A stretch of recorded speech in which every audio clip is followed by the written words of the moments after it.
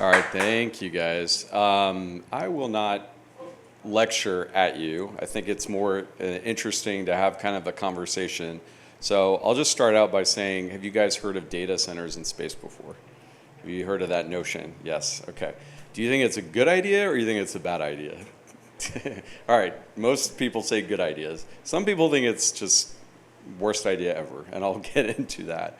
But what I want to talk about today is a little bit about what Lonestar is doing, how the new push for data centers in space is really going to be a major revolution, a major market driver for the space economy.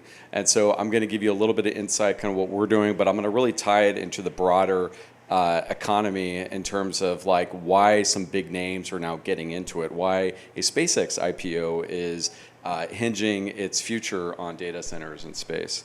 So the first thing I just want to mention about Lonestar is we are based in St. Pete, Florida, and we're actually opening an office in Austin, Texas. We are a company about 20 persons and then a bunch of contractors. And I'll get into our mission specifics. But what we're doing is we're going to build the first data storage segment of data centers in space. And we'll be operating in low Earth orbit and in cislunar orbit, which is near the moon. So we are building a cloud above the clouds. The way to think about it is everyone has their data, whether it's on your iPhones, on your computers, everything else, it's sitting in a cloud network somewhere.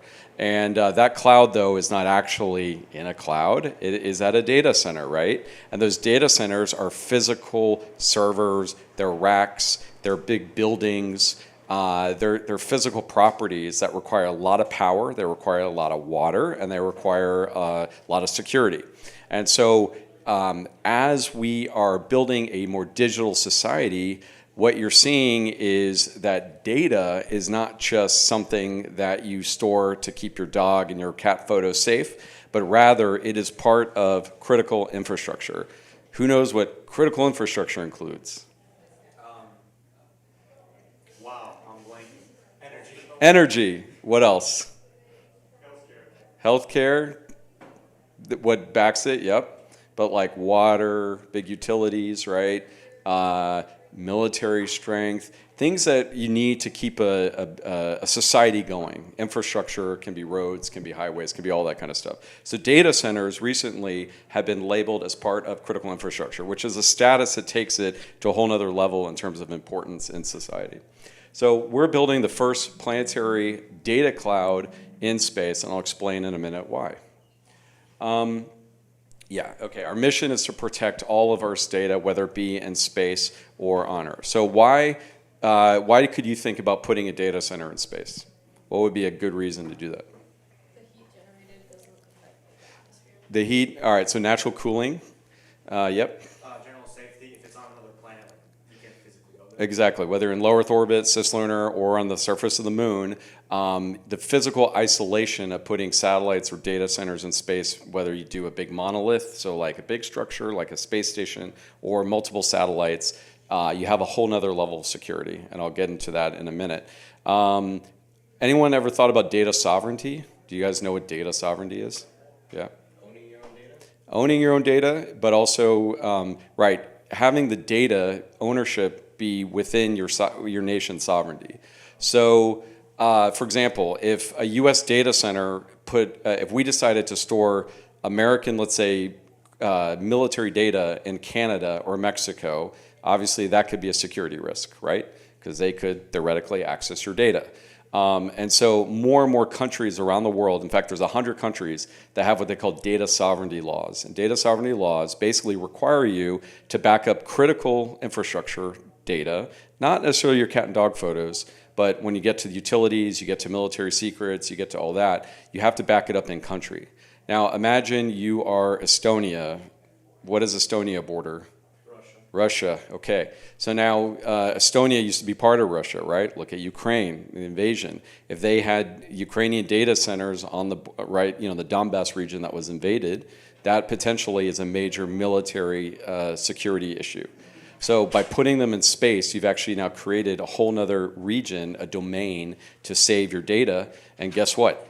Data that's put in space, whether it's your satellite, your rocket, it is an extension of your sovereignty. So data sovereignty is a big part of that. And then finally, you need access to the data, right? So what is Starlink? It's a bunch of satellites, and they do what? Nope. Yeah, comms. So it's like Wi-Fi from space, right? So they have a massive network of satellites, and those satellites are basically beaming through radio frequency signals, giving you Wi-Fi. The same thing, but you can get it 24/7. So even if a satellite is over Australia, through inter-satellite links, it can transfer down into another location, like from that same network. So similarly, we're building a distributed data center network in space, multiple satellites, low Earth orbit to get started, and I'll get to the moon in a minute. And that data can basically be transferred within the network freely and then downloaded into the nation's data center, because that's where it's sovereign, right? So that's how we maintain, that's why you do things in space, the physical isolation, the sovereignty, and then the accessibility. And that's what space gets you for data centers.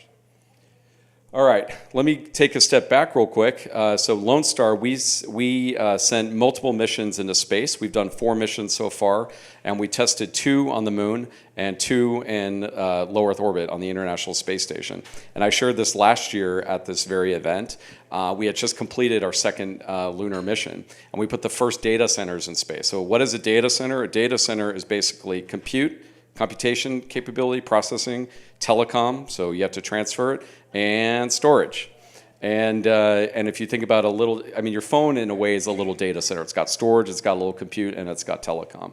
And then you want to magnify that, you expand that, obviously. And if you guys has anyone here been to a data center?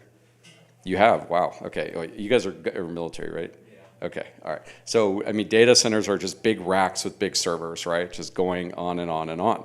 And 85% of data centers need, 85% of the power that data centers use up are from computational processing. So the previous guy was talking about AI. AI is a huge driver for why we're putting data centers in space and why we are looking at alternatives, because they use up so much power, they use up so much water, and in space you have, where does the power come from?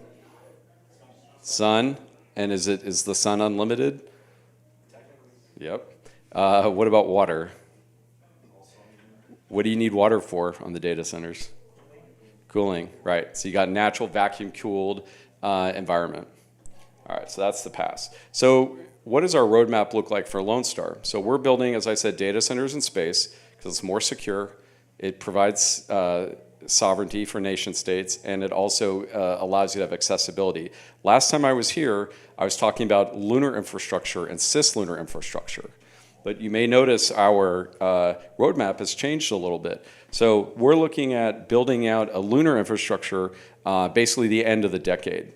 And the reason, and since then, we've actually added a bunch of missions in low Earth orbit. So we're going to be doing a multi-orbit data center network that will be in low Earth orbit, which is basically the orbit where's low Earth? Do you guys know how far low Earth orbit is from Earth?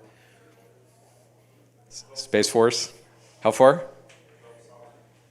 What did you say? 1,000 kilometers? 12. Now, it's 100 is the Kármán line, and anything basically in 400 kilometers to about 1,000 kilometers is what we would call usable low Earth orbit space. So that's where Starlink is. That's where your other satellite, your Google Earth cameras are. That's where most of your agriculture, most of your satellites are in low Earth orbit. For the simple reason, it's cheaper to get there, and it's closer, so you don't need that much strength from a camera perspective or sensor perspective to actually penetrate the Earth's surface, right? So going to low Earth orbit allows us to build out our data center network quickly. And so we're going to do our first mission in October of 2026 this year. That's commercial. And we're working primarily with government. So we're working with the US government. We're working in Australia, UK, Middle East, and other places. And we'll get into why. And then from there, we're going to build out a cislunar network. So having 2 tiers allows us to, in low Earth orbit, get there faster. And you have low latency data storage capacity. In cislunar, what we're doing is we're building like the Fort Knox of data storage. Cislunar is far away. Do you guys know how far away cislunar is from the Earth's surface? How far away is the moon? Pretty far. That's good. That's true. That's a safe answer. It's about 460,000 miles away. So, so we are going to be kilometers. Excuse me. So we're going to be about 360,000 kilometers from the Earth's surface, which is the cislunar space, and that's where we're going to put satellites. That's like finding. Somebody actually out of Space Force once told me there's a special orbit there, and they said that's like trying to find a needle in a forest in North America. Not even a needle in a haystack, right? It's a needle in a forest in North America because of the actual area that is, the size of the satellite, relationship to that area, it's impossible to find. So you've really created this amazingly secure perimeter. All right, so now it's just I just give you a little background. We're going to go into the details because that's where the future is. So in the last 6 months, who here has heard Elon, Jeff Bezos, Eric Schmidt, or Google talk about data centers in space? All right, a couple hands. To be honest, the last 6 months is exactly when this exact notion of putting data centers in space has suddenly taken off. So Lonestar, my company, we've been talking about it for 4 years, and most of the time people said you're crazy, or that doesn't make sense, or no, we like it, but let's see how things go out.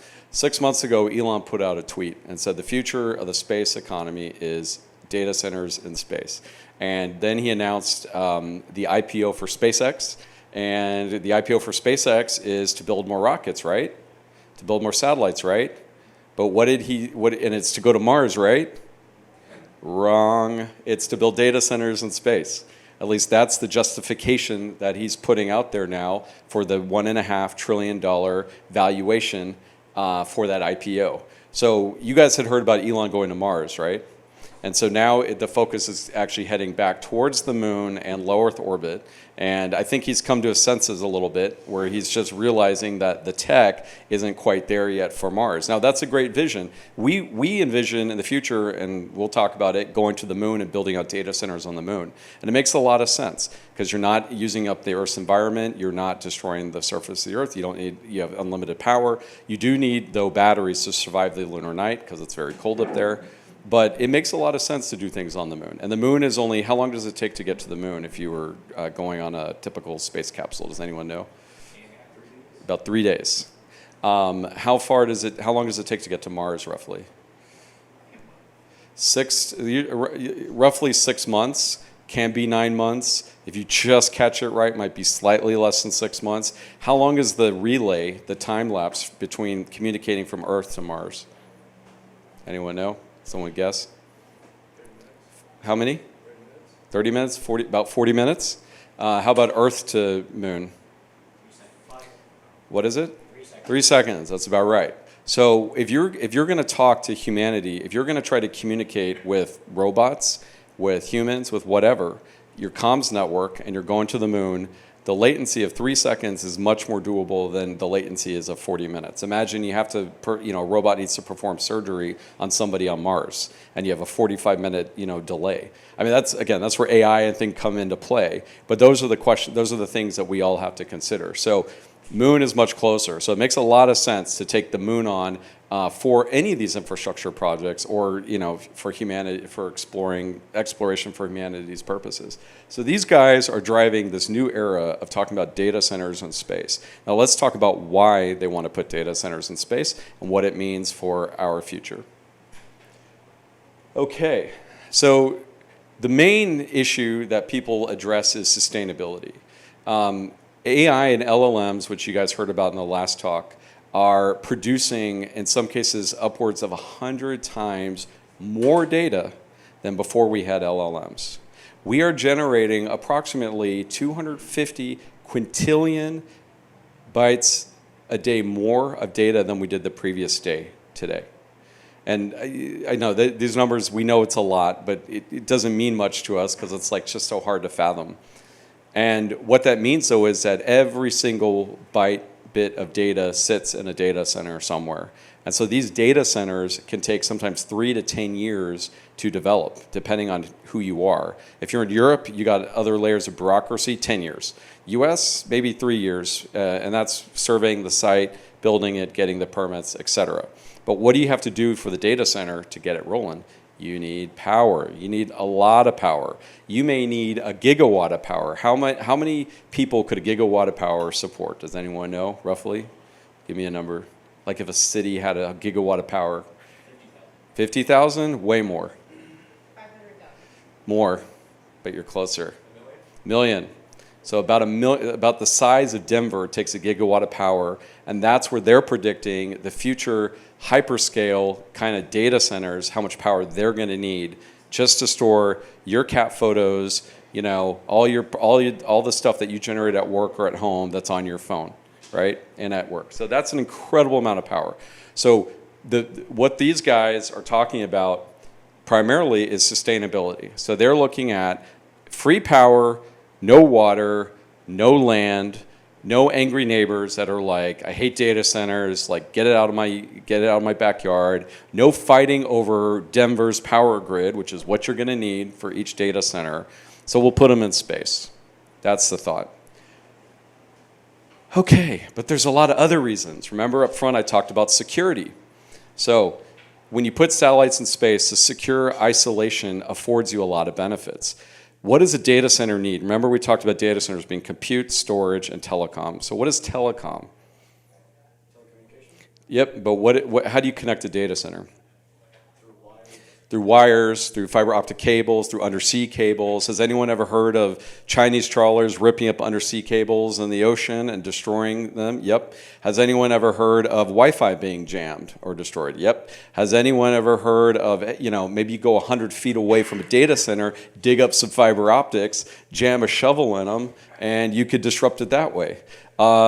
What's going on in the Middle East? What is the first thing that happened in the Iran attack? Coming from the U.S. side. That was the most recent one that they fired back. But this gentleman said cybersecurity. The first thing they did was they put out some malware. They attacked the C2, the command and control. They attacked the data centers, because what's in the data centers? Everything we live in an era of autonomous vehicles, planes, cruise ships, computers, phones, all that is living in a data center. So the first thing they did was they hacked and attacked the data centers. Then they did the decapitation strike where they took out the 50 bad guys, however you want to look at it. So those are the things that are really driving it. What else drives it though? So you've got geopolitical events, you got cables that can be hacked, attacked, ripped apart. Natural disasters. In Florida 2 years ago, there was a big hurricane. Data center was in the path, shut down the data center. In Hawaii, their geothermal stations, they have data centers sitting above geothermal. But every time there's a little volcanic activity, the data center shuts down. So even minor disruptions can slow down. You know, you have the ability to upload to the cloud, or if you're are you also space? Yeah.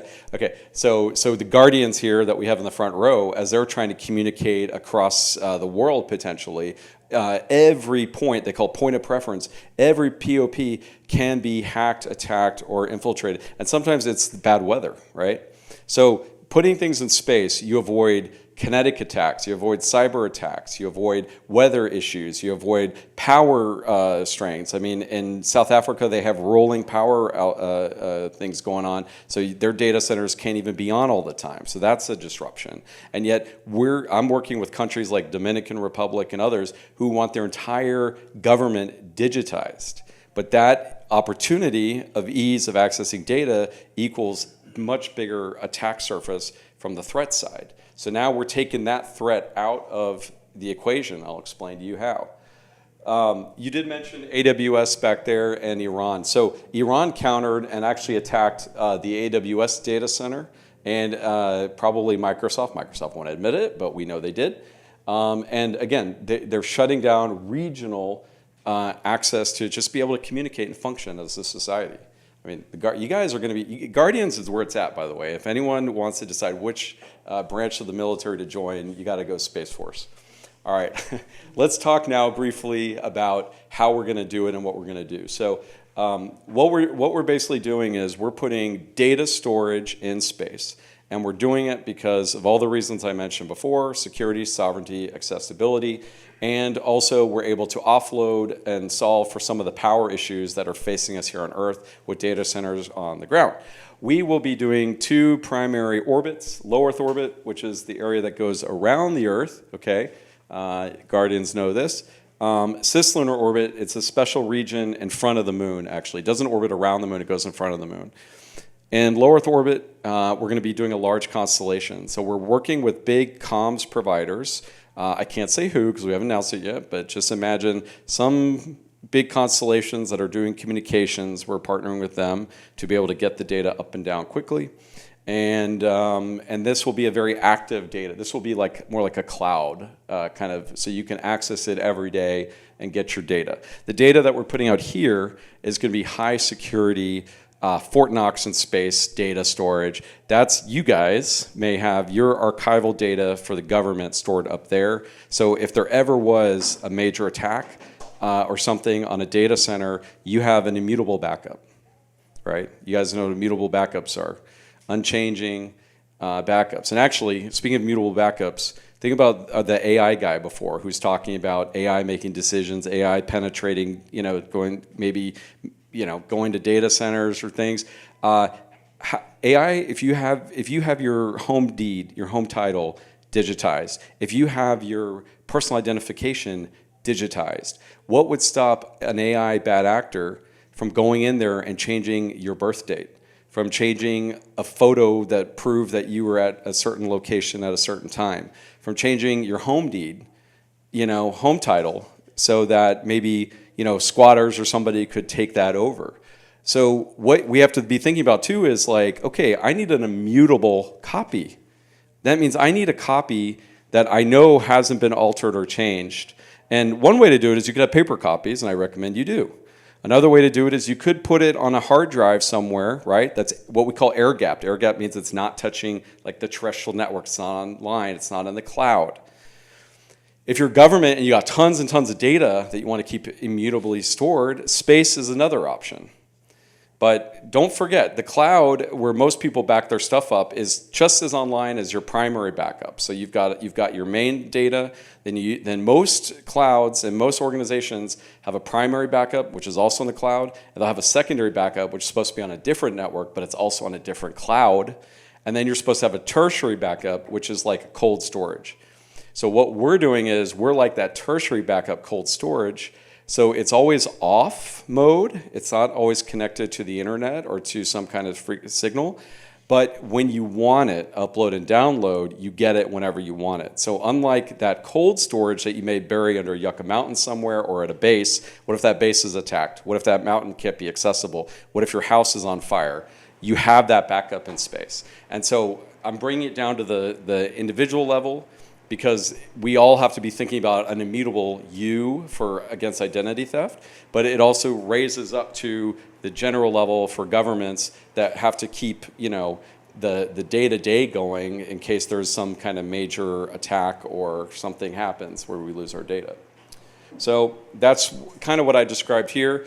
Basically what we're doing is we're putting satellites in space. The satellites have data storage on board.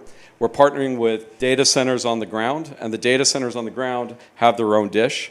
And those dishes are, everything is air-gapped, as I mentioned. So none of it connects to fiber optics. None of it connects to anything else on the outside. It's all flowing directly on an independent network, just like that. I mean, this is a very basic schematic.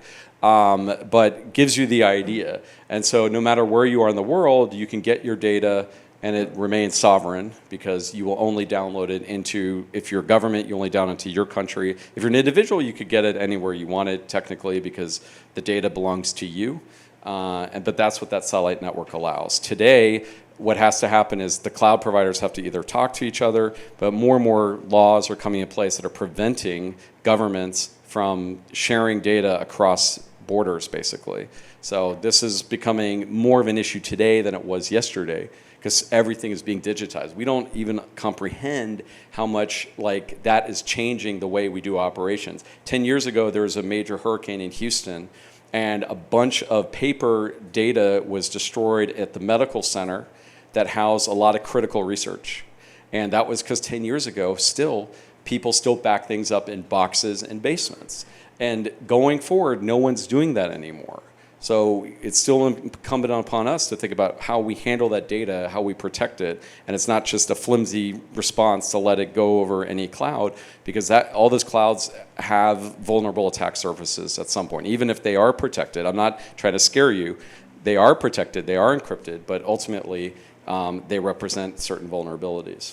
And that's literally, I won't talk about this, but you're in a data center, you have these data center racks, you have these servers. We basically have our own that supports, so a government comes in, they upload it, they actually hand deliver it to our data centers, and then it's put into the space cloud, basically. And then you can access it anywhere you want. All right. So I'll tell you a little bit about our service, and then we'll just get into some Q&A, and I'll be happy to talk you guys through kind of like where we think the future is going. So Lonestar is launching a service called StarVault. And StarVault is going to be that immutable data backup solution for you being retail, we're all retail, and governments and enterprises. So big companies that have millions of password keys they need protecting, throw it in the StarVault. Individuals who want to protect, things I mentioned, like your birth certificate, your social security card, things like that, from necessarily being, having a backup, throw that in the StarVault. Governments, it'll be for continuity of operations, resiliency, and so forth. And this is what our satellite looks like, actually, literally. First one we're putting up is in October. So that is the StarVault service. The next one, who knows what that is? I guess it kind of says it at the top. It's a space station. So the future, I mean, in space you need a lot of space. The more you want to put storage in there. So we're working with a space station provider. They build these inflatable structures, and so we're basically going to be putting up some data centers in space that kind of look like that. This is just an image of our Lunar satellite, so the Lunar, the one that goes in front of the moon. These are actually 5-meter antennas, so they actually pop out to be 15 feet in circumference, essentially, along the length. So those are pretty big antennas, and you need that for high power beaming to be able to transfer data back and forth. That's another version of that, what it looks like, kind of fully deployed. And then we're going to do something really cool, 2030s, and this will be courtesy of Mr. Elon Musk. We will take Starship, and we actually have the first Starship agreement with him, full Starship, to deliver components to the surface of the moon. And the way you do it is, you'll notice there's just a lot of solar panels, so that easy enough. Big antennas, that's how you communicate back and forth. And then the racks and the servers are actually put, and there are these caverns right on the surface of the moon called lava tubes. So you guys can probably imagine how they were formed. And these openings will basically house large server farms, the same that we do data centers. And what's unique about this is when you go under the surface, this is a little dramatic. It's not going to be like that deep even. But when you go under the surface, you have a more controlled temperature environment. So it's really plus 50, minus 50 Celsius in there versus outside it can be minus 174. And that's well within the range of like a server, in terms of cooling and heating. And so that'll be a more natural way to basically be backing up the Earth's data and not ruining the Earth in the process, because we are just, the Pandora's box is open. We're going on a fast track now for where, as I mentioned, a couple hundred quintillion bytes of data more generated every day than the previous day. And the only way we can keep up with that is with more servers, unless somebody else comes up with some Superman crystal thing, we're stuck with that. So that's kind of where we think the future is going. And we got a lot of cool people. I'll just leave it up there. But we have a bunch of astronauts on our board. I was privileged. I did meet the King of England on Thursday because we're part of a UK initiative called Astra Carta, which is to bring resiliency and responsibility, sustainability to space. And one way to do that is to offload some of that data center power needs and environmental damage and so forth. So these are just part of our leadership team. that you see there. We got, and Jose Hernandez is our chairman of the board, and he is a former astronaut from Mexico, hero of Mexico. So whenever I go to Mexico, everyone recognizes him, and that's always fun. So find an astronaut buddy to be friends with, and your life gets a lot easier. So that's it. But I'd love to talk more about kind of where things are going with, I mentioned up front some of these guys, because I think what the new economy, where the new investments and the new opportunities lies, and what these guys are going to be pushing, and what my company Lonestar therefore will be benefiting from, which is helping offload data storage to secure all of our data for the Earth. So that's it. Thank you.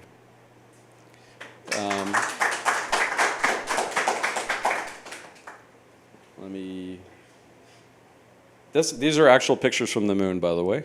So that's landing, the first one in 24, and then the second lander going in 2025.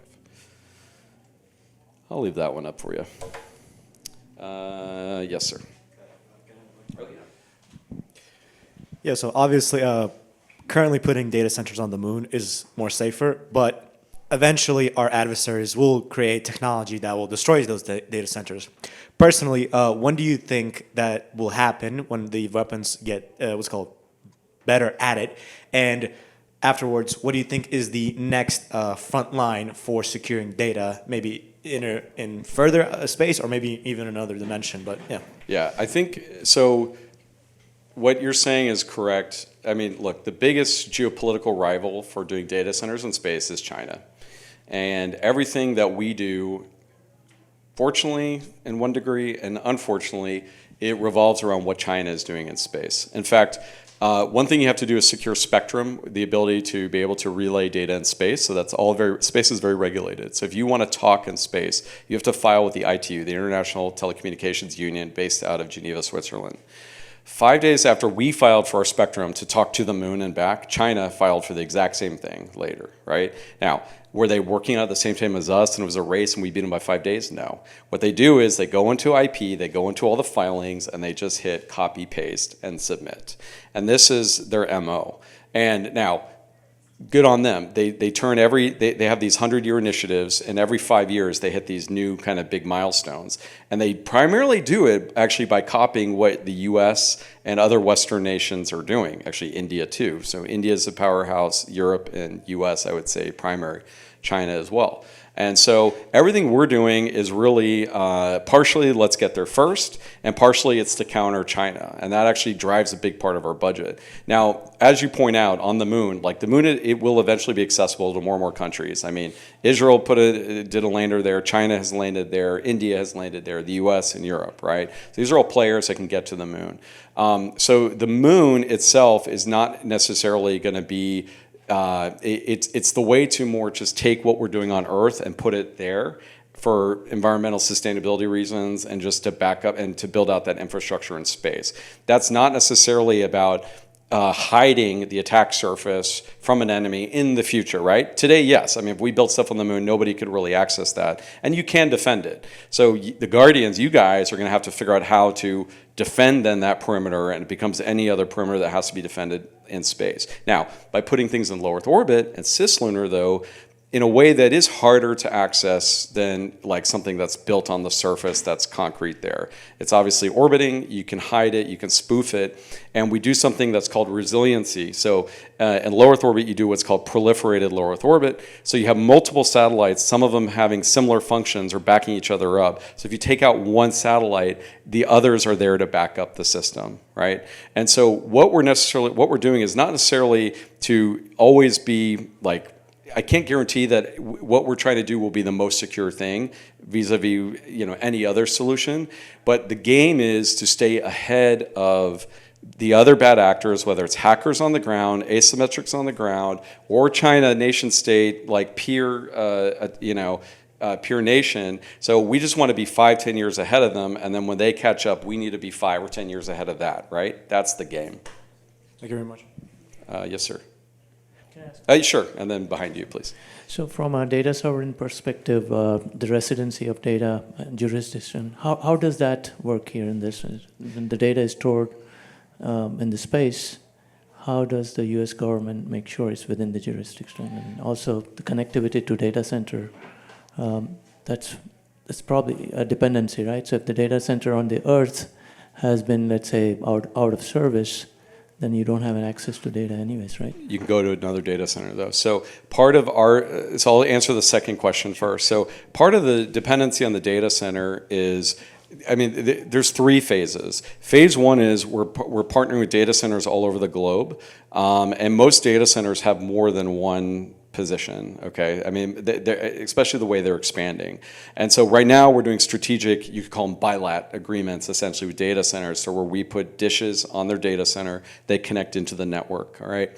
Now, your point is if one data center is taken out or that antenna, that dish is taken out, where do you go? I mean, you have backups. Currently, we have 2 or 3 different points of terminals where they can receive the data in every region that we have. It can be on a military base. You could put it on an embassy. You know, you could have backups of backups. In the future, we see every data center. We see the future being a hybrid terrestrial space data center network. I don't think that genie is going back in the box. I think for sure we're doing data centers in space. You can hate it, you can like it, it's happening. And so more and more, just like those Starlink terminals, they're pretty small, they're pretty cheap. I mean, you can have a plethora of those around in data centers, as well as even eventually, you know, for retail, for individuals, can be at your home. Right? So just like Starlink, you'll be able to get your data up and down at home. Now, to answer your first question, which is related to data sovereignty, not all data is treated equal. So first off, there are specific data sovereignty laws that are for regulated data. For regulated data, you have to only back up in the country. But if it's your personal data, you actually, those same laws don't apply, at least not everywhere. So you can put your data in other regions or receive it in other regions if you chose. Or, you know, I would say don't do that, but that can be your choice. But for government, you have to do that. So there's already understood law, and that's been, you know, tested and it's accepted in space law and international regimes, that country data that's regulated, space is an extension of the sovereignty. All that was actually tested on the International Space Station, because you had a Japanese module, you had a US module, a European module, and then they would always say, oh, if somebody was attacked in the Japanese model, who has jurisdiction? Or if you murdered someone on the space station, who had jurisdiction? Or you committed a crime, the European astronaut committed a crime, and the US one, who has jurisdiction, right? And they actually established space law based on that sort of thing. So what we do is we create data embassies. So the US has, if the US has their data, regulated data in space, that's a US data embassy. That's how it works. Yeah. Yes, sir. So 2 quick questions. One is the gentleman that's on your board that from Mexico, Yeah. is that the same astronaut that they did the movie on? Yes, Okay. yes, All many right. miles away. It is, yeah. What's yeah. that? I was going to ask that question. Where are you look? Sorry. Yeah, it's on Netflix. Yeah, I've seen it. It's good. It's a great movie. Yeah. Great story. Yes. And then secondly, this might be a little ignorant, but how do you, I mean, you kind of addressed it a second ago, but if you're air gapped, then how am I backing up, how am I communicating with that to back up, and how often, how does that work? So just a reminder, air gap means you're not touching any, it's like a cold storage, right? You're not touching Wi-Fi, you're not touching any outside fiber optic cables, you've kept it in an isolated environment. So the default is for the storage on the satellites to be essentially an off mode. It's a low idle power mode, basically.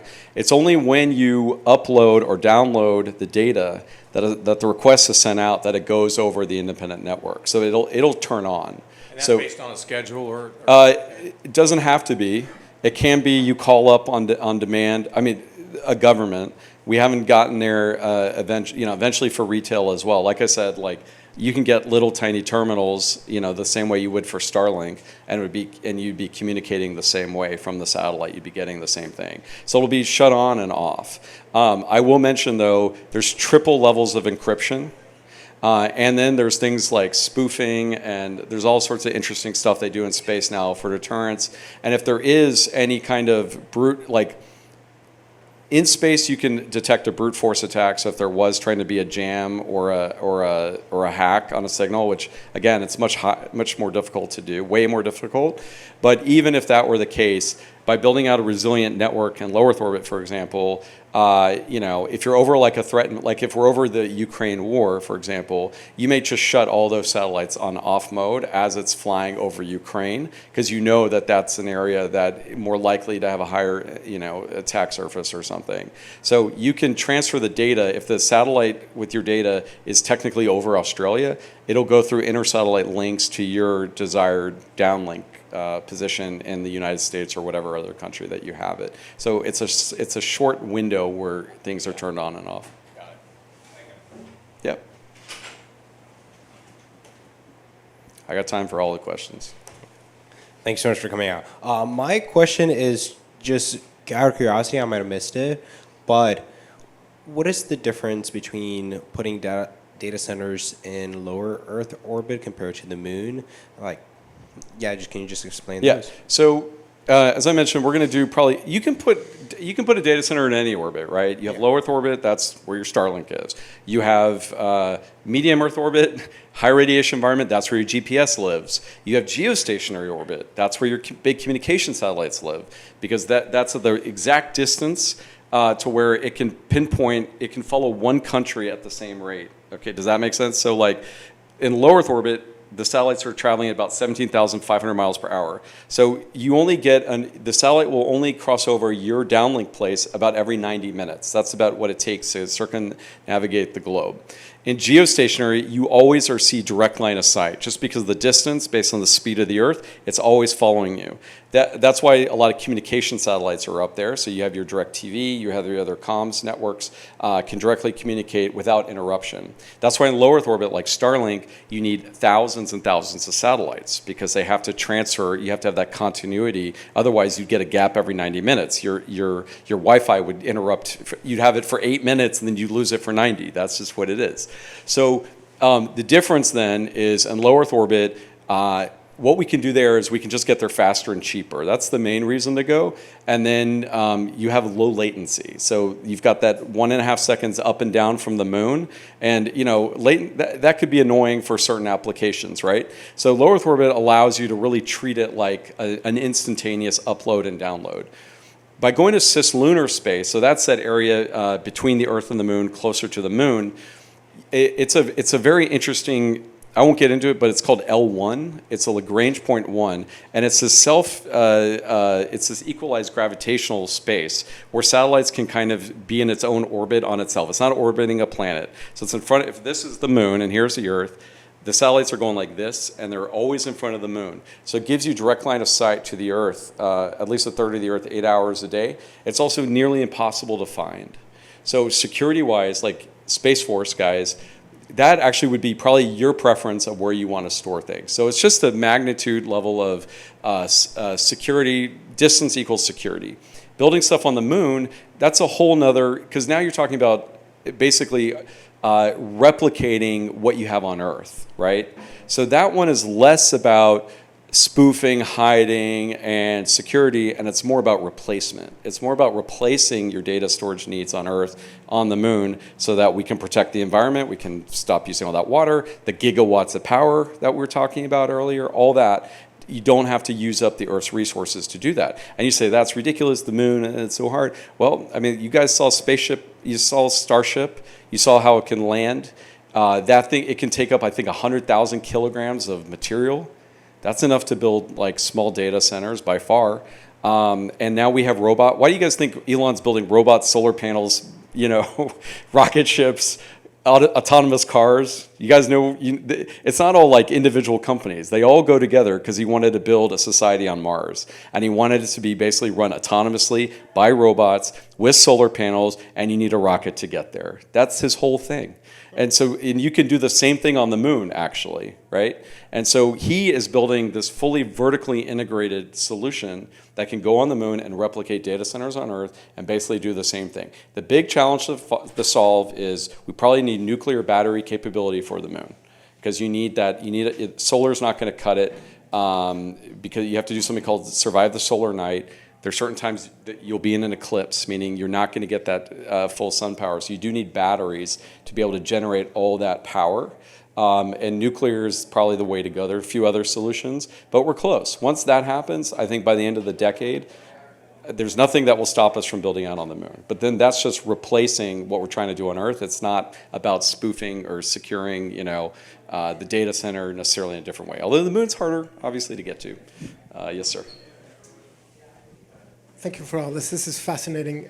How do you address the risk and the sensitivity to solar flares and CMEs, for instance? So solar flares, coronal mass injections, radiation. So technically, there's nothing to stop like the big data centers from building. I mean, one thing I'm not trying to distinguish. So remember I said data centers are telecom, processing, and storage. So Lonestar is doing storage, which is low power requirement. For one of our storage systems, we need like 100 150 watts max. That's not a lot of power. The processing guys, that's what Elon's doing, that's what Jeff Bezos is doing. They want to put GPUs, graphic processing units, those big processors, right, those NVIDIA chips, those take up 85 to 90% of all the power requirements. That's the gigawatt of power requirement. So for them, they need massive solar panels, massive radiators, and the cost-benefit analysis is not great to start. Now, I think in 10 years, it'll be cheaper to do data centers in space than it is on Earth. But you need somebody with their deep pockets to invest to say, we're not going to make a profit for the next 10 years, and we're just going to, go do it because we care about it enough.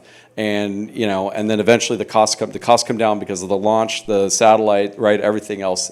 Eventually that'll start coming down significantly, making everything more cost effective. But technology-wise, we do radiation shielding against solar flares. We protect like the chips and the processors, so they're shielding. There's built-in what they call rad-hard elements, radiation-hardened elements. So all that is understood. It's in fact already what we do to protect satellites in low Earth orbit and other orbits as well. And the very simple thing to do is just to power down. So we can get an 8-minute warning from the sun. We have satellites out there that let us know when photons are basically like coronal mass ejections and solar flares are coming in the direction of the Earth. And what's the difference is, so you guys know, like, solar flares are the northern lights, basically, right? I mean, that's a good example on Earth of the solar flares. But they get refracted quite a bit on the Earth. In space, it's like a beam, so it doesn't hit a lot. It can basically only pinpoint on one object, let's say. So the chances of that happening are low. Then, it has to just directly hit a satellite. It's not like spreading out, right, the photons because of the nature of space. So even the chances of that are low. But what we do now is we power down and we have radiation shielding. And I can honestly say I don't know of any instance where a satellite was totally taken out from a solar flare or anything else. That's really never happened. I won't say never, but it basically doesn't happen.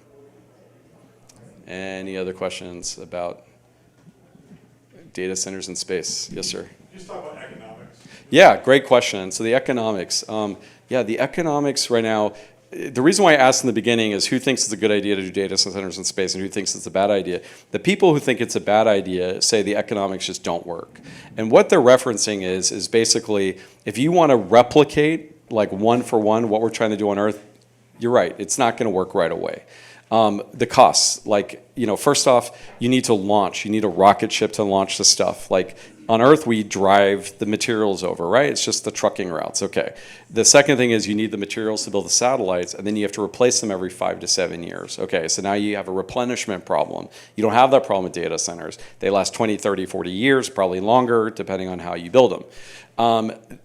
So the CapEx is more expensive, but it will be coming down significantly over the 10 years. 10 years ago, does anyone know what the cost of a launch was per kilogram?